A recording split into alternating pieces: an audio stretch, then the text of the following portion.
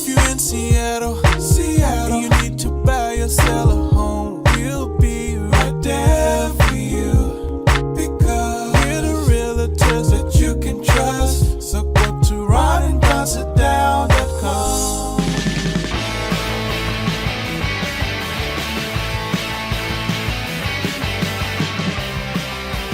You're listening to The Ron and Don Show on the Ron and Don Radio Network.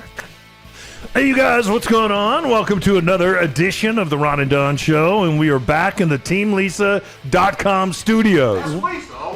That's TeamLisa.com for all your mortgage needs, TeamLisa.com. Ron, what do we got in the real estate only show today? So, unbeknownst to me, I need to do a part 2 to the episode we did last week about this story in the Seattle Times, where it says Seattle area market tips in favor of buyers, but not in Shoreline. So I was listening to that show, and I stand behind everything we said in that show. But this story kept popping up in my life since we did that broadcast. And I was like, let me do a deeper dive on this because maybe I'm missing something. And it turns out I was missing something. And that is the fact that Redfin completely has redefined this metric that we've had for 50 years in maybe longer in real estate on buyers, sellers, and balanced markets. So if you remember from last week, so go listen to last week's show. And so the concept that economists have used and that we learned in real estate school and we've been using as our model for our entire real estate careers is that a market goes by months of inventory. 1 through 3 months of inventory. And that means that if you stopped any new listings, how long would it take with the current days on market, current demand for all the houses to sell out? So 1 through 3 is a seller's market, 4, 5, and 6 is a balanced market, and anything above 6 is a buyer's market. And so when I read this headline that the market tips in favor of buyers, I was like, I don't think we have 7 months of inventory. And I was right. And the last week we explained all of that. So this is the classic definition in economics and in real estate on markets, buyer, seller, balanced market. So, but that's not what this story relied heavily on a Redfin piece of data. And they never said it in the story. And I had to go 3 layers down deep. If you want to read the story, it's by Victor Whitman. It's in the Seattle Times. It says Seattle area home market tips in favor of buyers, but not in Shoreline. And then there's a very handsome dad with his little son, Peter and Daniel, and they're walking along the shoreline. The reason they're walking along the shoreline is because they can't afford a home.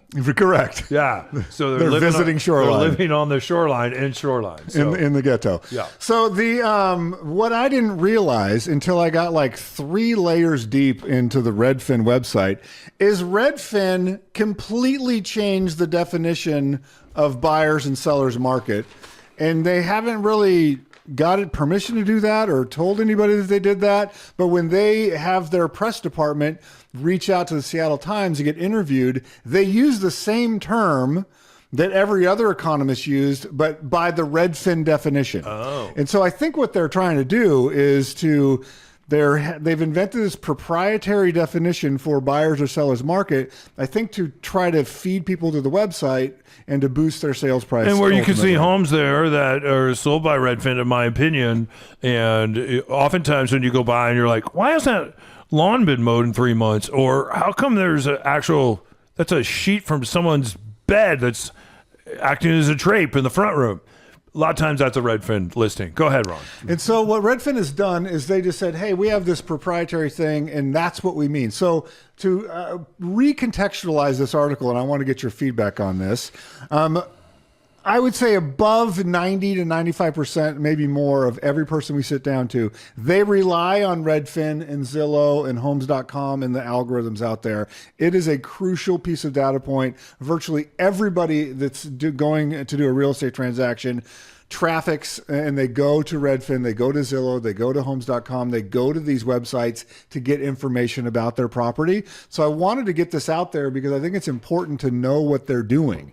And so when Redfin says we are in a buyer's market, they do not mean month of supply. They've totally abandoned the classic definition. What they mean is we think there's more buyers than sellers. That's all they mean. How would they know? That's what I asked. I said, I know how many sellers there are because you just go to the MLS and it tells you how many listings there are. And so how do you know how many buyers there are? Well, they're probably talking to mortgage companies, but the thing is, a lot of homes that, like the home that I just went and did a sit down, there's no mortgage on the house. And boomers own most of the real estate in America, 60% of the real estate, and 60% of that real estate does not have a mortgage on it. So the folks that were selling their house on the east side, they're going to turn around and buy a home in Florida. They're downsizing, so they're going to pocket the cash, probably do some kind of annuity, and then they're going to buy a piece of real estate, I believe, in Florida outright. So that wouldn't show up in the mortgage metrics. Correct. So I did the God, exact... I should have my own podcast. I asked the exact same questions you did. I said, how does Redfin know how many buyers there are? Yeah. Because there's not a roll call on buyers, whereas for sellers, we know exactly how many sellers there are because their listing is in the MLS. So Redfin, I went deep into their website. They will not give you their specific proprietary special blend because that's what they're saving for their stock price and people that come there. But this is as best as I can tell. Here's how they come up with how many buyers there are. They have written a proprietary algorithm that blends together how many Redfin tour requests there have been. So on every listing, even though it's Redfin pays the Northwest MLS to scrape its data, they repackage it on Redfin. And when you see an advertisement on there, or you see a photograph, a headshot of a real estate agent that you think is connected to that listing, that's an ad. That agent has paid Redfin to be there. And so Redfin uses the Redfin tour requests, Redfin search on their website, the activity, how many buyers have favorited a listing, how many times they have saved a home in their profile. They use mortgage pre-approvals for Redfin partners. So Redfin has partnered with big mortgage companies around America, and they have access to their pre-approval numbers. They have how many offers have Redfin agents written in specific markets. And so as you noted, in a market like Seattle, Redfin is not the biggest agency in town. And so Redfin offers, they are weighting that in some way. And then they actually use MLS stats like days on markets, sale to list price, and new listings. So they take this and more data points and they basically guess at how many buyers there are versus sellers. And so when we look at this story, they're saying we believe that there are more buyers, but they put an actual number on it. And so I think that's where it gets confusing. So here's the two charts that have been going around like crazy after this article came out. These are both created by Redfin using the Redfin special sauce algorithm for the buyers, but they're using real stats for the sellers. And so nationwide, this is the one that got the big headline. They predict that there are 1.9 million sellers to 1.3 million buyers. And if you look at their graph going back in time, 2022, which has been the high watermark for mortgage rates, or low watermark for mortgage rates, they were 2.8%. But the gap between sellers and buyers was its greatest during that time. 2020 is when we're in COVID. That's the last time these lines even diverged a little bit. So we saw this huge uptick as the real estate or the mortgage rates were near zero for the federal government. And so, but when we get to Seattle Metro, and again, I had to dig deep down into the Redfin dashboard to find this, similar gap or similar graph structure, but it's a little less pronounced in Seattle. What they are predicting based on this little algorithm they invented is that they believe there are 3,000 more buyers in the Seattle metro area than there are sellers. So as I've explained that, does that dovetail with your experience and what's going on in the market over the last, let's say, 7 to 8 months? Well, there's a buyer for everything. It's just depends on what the price is. I think what's happened, I don't think it's as much about how many buyers and sellers, especially in this area or out there. There's plenty of buyers and sellers. The sellers right now are being corrected by the market. They're being corrected. Yes. What happened in 2022, and I ask everyone, what happened in 2022? We're still in COVID. Interest rates are at 2.8%. And the government is doing everything it can do to get people from their home laptops to go out and buy stuff, including homes. So people were buying as much home as they could. They're helping their kids buy homes. Now, fast forward to 2026, your recollection is they just remember in 2022 maybe what they bought a house for. And so let's say that 4 or 5 years later now, they decide they're going to move. They're like, okay, well, if I paid $1 million for this house back in 2022, it must be worth $1.2 million now. Maybe it's gone up $100,000, $200,000 in value. Because that's what was happening right here. That's what was happening. So that's not happening now. So we are off those historic numbers. Depending on the neighborhood, some of those numbers have gone back to 2022 numbers in 2026.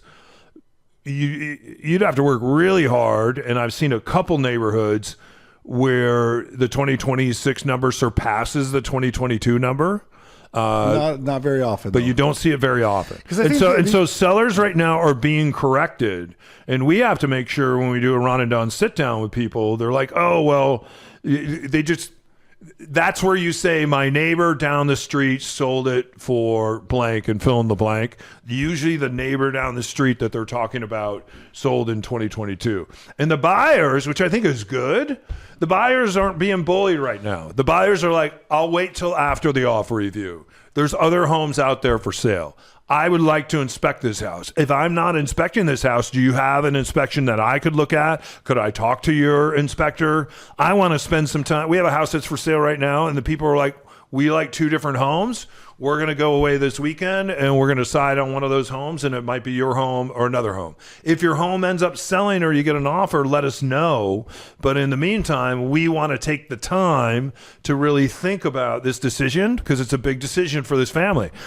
I think it's actually healthy for the market. That's the way it's supposed to be. Right. As a buyer, you're supposed to be able to inspect what you're buying. You're going to be spending thousands and thousands of dollars each and every month to not only buy this home, but for a lot of people, it becomes a piggy bank. You're looking for tax credits, appreciation. And then also now you have this thing that you have to take care of. And when the roof is shot, it's not like the rental company is going to come in and fix that roof for you. That's going to be up to you to make that capital improvement. So the way that the market sits right now for all of us, I see as actually being very healthy, and where people have to really be careful and swallow their pride is if you are on, beyond a 40-minute drive from Microsoft or Amazon or Google or Meta, if you're like 45, 50, your house is not worth what it was. And it's not going to be worth that for a long time. It's just not. Those bedroom beyond bedroom homes. Especially if you have to get on a ferry boat or a bridge. Yeah. So they're not worth what they were in 2022, and they're not going to be. And we lost a deal the other day because we had to tell people the truth. And I said, there's going to be realtors that come in here and they're going to tell you that their house is worth 1.3 like you think it's worth. That house was worth below $1 million. And on that, I said, you're probably going to fire me before you hire me, but I'm just going to tell you the truth. And they didn't choose us. I believe they chose a realtor that said, yeah, it's got to be worth 1.3. Let's go. So then you get mixed up in it with the realtor. After you spend enough time with them, you're under contract. That realtor, that agent knows you're going to ride the market down on that house. They know it, but they're willing to lie to you and lie to you and lie to you in order to get that listing. It's disgusting about the business that we're in.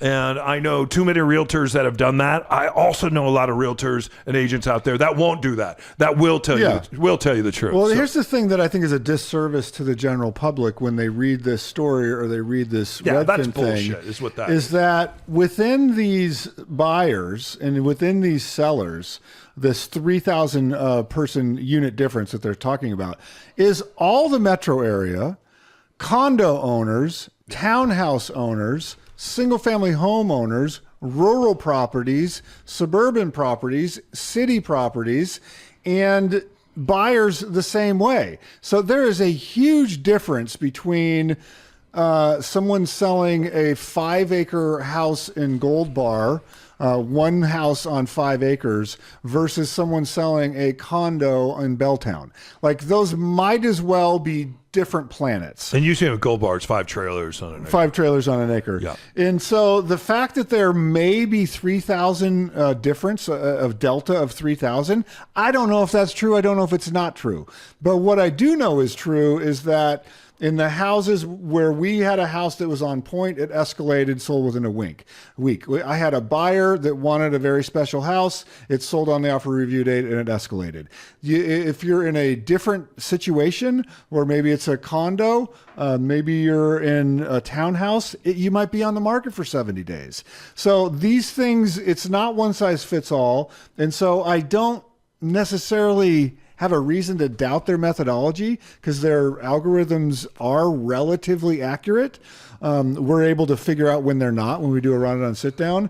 But I wouldn't take this as a buyer and storm into the market and go, it's tipped in my favor. I'm going to give you $1.95 and a ham sandwich for this waterfront house. I don't think we're in that market, but it was really illuminating to me to see that Redfin basically threw out 100 years of economic jargon and just said, we define what a buyer's market is now, and it means there's more buyers than sellers. Yeah, and it always comes down to this. What's the condition of the property and what's it in the shadow of? What is it in the shadow of? That's really what this market comes down to. What is the condition and what's it in the shadow? Somebody asked me the other day, hey, I read in the paper, what are you doing with all these $2 million McMansions on the east side that people can't sell? I'm like, can't sell? The $2 million one, I'm selling that for $2.2 million. So it's because it's in the shadow of AI. It's in the shadow of Google. It's in the shadow of Microsoft, who have doubled down. When you see all the expansion of what's happening on the 520, I was just over there today. If you go up Sahalee Hill and Sahalee Drive, that whole area there's not a lot for sale. And everything that is for sale sells immediately because quickly. What it's in the shadow of. Take that same house, right, and put that house down or up. Let's say you put that up in Linwood or beyond Linwood or somewhere up in Everett, go up to Marysville. That becomes a harder sell right there. Correct. And now you're really going to have to use the lever of price. And if in your mind's eye, if you're thinking, hey, I want that 22, this is my piggy bank and I want that 2022 number, there's a come to Jesus on that. What are you in the shadow of? Are you around a hospital? Are you around a university? Are you around tech? If you're around like a wall, if you're up in Marysville and you're around like a Walmart, there's by the airport Super up there. Center. Well, and they have places up there where they what do they call those centers where they stock a lot of stuff? Not Walmart. Distribution center. Like a distribution center, which they just built up in Marysville. It's going to have like distribution center home prices and home values. Correct. That's just the way it is. So anyway, people want to see this. Where can they go? Because you really should see the chart. Yeah, it's at YouTube, Ron and Don Radio. You can do it on Spotify video. And I believe that Apple is now adding video to their podcast platforms. I just got an email about that. So look for that in your Apple podcast player any day now. All right. Hey, you guys, if you want to sit down with us, we love real estate. We also love meeting you. Even if it's not the right time for you to do real estate, but you want to sit down and you're like, hey, a year or 2 years down the road, you need to be coached up, sit down. That's why we're here. Or share this video, this audio with somebody else that might be buying, selling, or investing. We love sitting down with people, coaching people up, whether it's their first home or whether they're cashing out, like a couple that I chatted with today, and they're on their way to Florida.